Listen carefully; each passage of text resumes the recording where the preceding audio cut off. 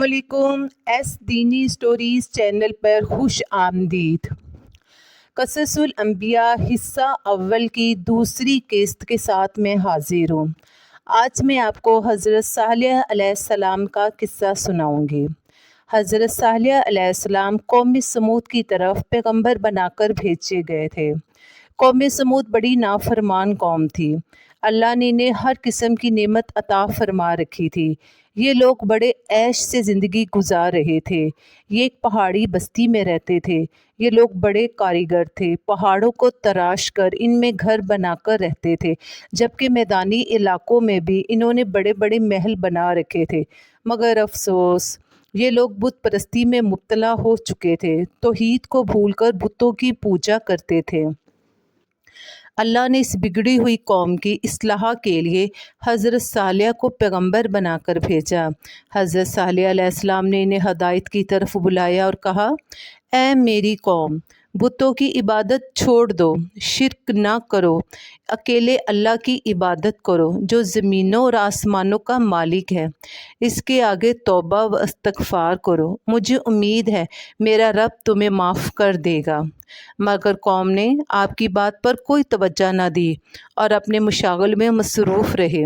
مگر حضرت صالح علیہ السلام بھی بڑے حوصلے، صبر اور وقار کے ساتھ ان سب کو توحید کی طرف بلاتے رہے۔ آپ نے ایک دن اپنی قوم کو جمع کیا اور ان سے کہا، دیکھو تم کتنے عیش کی زندگی بسر کر رہے ہو۔ تمہارے پاس کھجوروں کے باغ ہیں جن سے تم تازہ و لذیذ کھجوریں حاصل کرتے ہو، ٹھنڈے میٹھے پانی کے چشمے ہیں جن سے تم اپنی پیاس بجھاتے ہو۔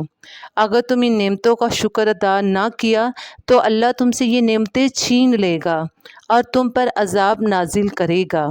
حضرت صالح کی یہ بات سن کر ایک شخص کھڑا ہوا اور کہنے لگا، صالح، تم جادوگر ہو، تم یہ چاہتے ہو کہ ہم تمہارے خدا کی عبادت کریں جس کو ہم نے کبھی دیکھا ہی نہیں۔ اس پر ایک اور سرکش انسان بولا، صالح، اگر تم سچے ہو تو ہمیں کوئی معجزہ دکھاؤ۔ حضرت صالح نے پوچھا، اگر میں تمہیں کوئی معجزہ دکھاؤں تو کیا تم مجھے اللہ کا سچا رسول مان لو گے؟ سب نے کہا، ہاں ہم مان لیں گے۔ آپ نے ان سے پوچھا کہ تم کس قسم کا معجزہ دیکھنا چاہتے ہو؟ اس پر وہ لوگ بولے کہ ہمیں ایک ایسی اونٹنی چاہیے جو زندہ ہو، جو گھابن ہو، جو فوراً ہی بچہ جن دے۔ آپ نے بستی کی طرف دیکھا، آپ نے بستی کے لوگوں کی طرف دیکھا، آسمان کی طرف دیکھا، اللہ سے دعا کی اور چٹان کی طرف دیکھا۔ وہ پھٹی اور اس میں سے ویسی ہی اونٹنی نکل آئی جیسی وہ چاہتے تھے۔ اونٹنی صالح علیہ السلام کے پاس آ کر کھڑی ہو گئی۔ قوم یہ دیکھ کر حیران رہ گئی۔ حضرت صالح علیہ السلام نے قوم کو خبردار کرتے ہوئے کہا، یہ اللہ کی اونٹنی ہے، اسے آزادی ہے، جہاں چاہے پھرے، اس پہ سواری مت کرنا، اسے دھتکارنا مت اور نہ ہی اسے کوئی تکلیف دینا۔ اگر تم نے ایسا کیا تو اللہ کا عذاب تمہیں پکڑ لے گا۔ آپ نے مزید کہا، تمہارے اور اونٹنی کی پانی پینے کی باریاں ہیں، ایک دن تم کنویں سے پانی پیو گے اور ایک دن اونٹنی پانی پیے گی۔ یہ سب کچھ دیکھ کر بستی کے بہت سارے لوگوں نے آپ کے ہاتھ پر توحید کو قبول کر لیا اور آپ کے ماننے والوں کی تعداد میں اضافہ ہونے لگا۔ دوسری طرف اونٹنی اور اس کا بچہ سارا دن بستی میں چلتے پھرتے، کھاتے پیتے، اور جس دن ان کی باری ہوتی وہ کنویں کا سارا پانی پی جاتے۔ اونٹنی کا دودھ اتنا زیادہ ہوتا کہ بستی سے سارا دن ختم ہی نہ ہوتا۔ مگر یہ سب کچھ دیکھ کر بھی بستی کے لوگ پریشان تھے۔ وہ ایک جگہ پہ دوبارہ جمع ہوئے اور کہنے لگے، صالح کے ماننے والوں کی تعداد میں اضافہ ہو رہا ہے۔ اگر تعداد میں اضافہ ہوتا رہا تو صالح سردار بن جائے گا اور ہماری سرداری ختم ہو جائے گی۔ یہ باتیں سن کر بستی کا سردار بولا، تو ہمیں کیا کرنا چاہیے؟ اس پر ایک نہایت بدبخت انسان بولا، میں تو کہتا ہوں اس فتنے کا خاتمہ ہی کر دو۔ یہ سب سن کر لوگ بولے، کیا ہم صالح کو قتل کر دیں؟ جس پر وہ شخص بولا، نہیں، میں چاہتا ہوں ہم اونٹنی کو قتل کر دیتے ہیں۔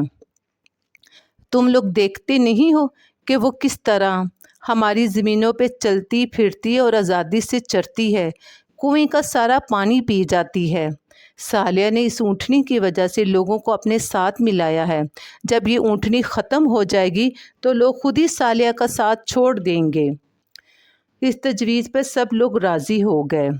इस पर उस शख्स ने अपने साथ बस्ती के चंद उबाश लोगों को साथ मिलाया, ऊँटनी का पीछा करके उसके पाँव पे तीर मारकर उसे नीचे गिरा दिया। जब ऊँटनी नीचे गिर गई तो उन सब ने ऊँटनी के ऊपर तीरों की बरसात कर दी। ये सब कुछ देखकर ऊँटनी के बच्चे ने एक चीख मारी, आसमान की तरफ देखा और चट्टान की तरफ भागा और उधर गायब हो गया।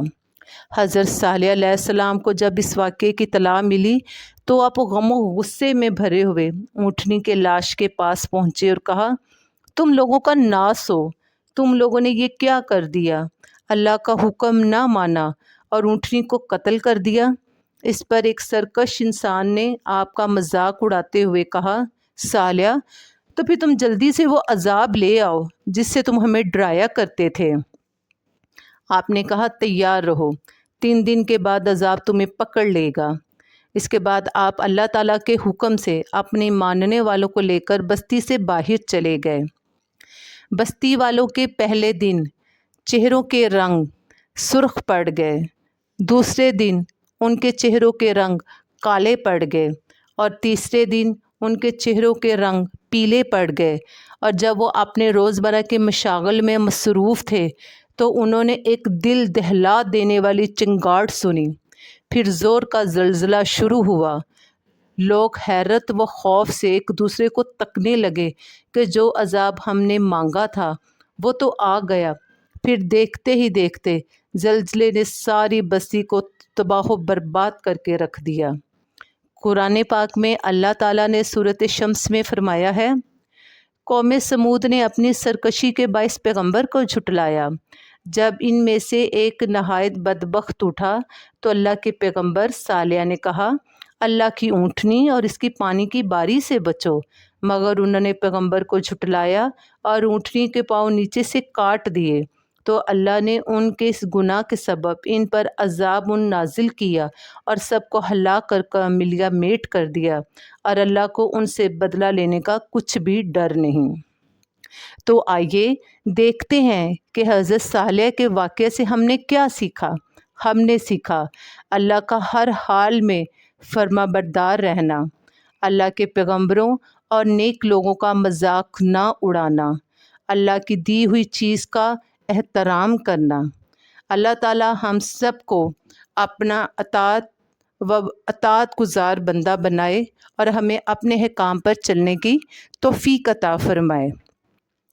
कल मैं आपके साथ शेयर करूंगी स्टोरी उस पैगंबर की जो इल्म हिकमत और इल्म नजूम के बानी थे, जिन्होंने सबसे पहले ज़मीन पर सिलाई करके कपड़े पहने, जिन्होंने सबसे पहले कलम और किताब का इस्तेमाल किया। उस पैगंबर के बारे में जानने के लिए मेरे साथ जुड़े रहिए एस दीनी स्टोरीज़ के ऊपर।